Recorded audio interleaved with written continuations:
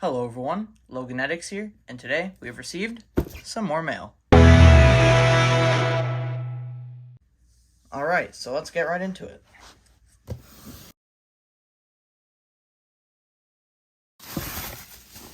So, I know what this is, but not all of you guys do. So, here's what it is. It is another Simplex 2903. This one comes with the 2903 9833, as you can see.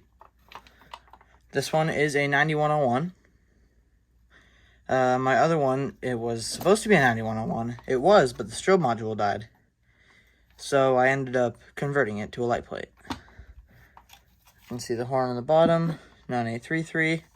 So now I have two 9833s in my collection. This one's in way better condition. I'm not sure what year this one's from. But yeah, so I guess we can test it. It's going to be a short blast because it might be loud, so 3, 2, 1. I missed it, kind of.